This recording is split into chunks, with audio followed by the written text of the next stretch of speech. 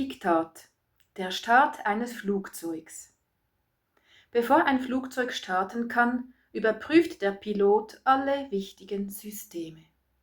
Die Triebwerke werden hochgefahren und die Startbahn muss frei sein. Sobald das Signal kommt, beschleunigt das Flugzeug mit voller Kraft. Nach wenigen Sekunden hebt es ab und steigt steil in den Himmel.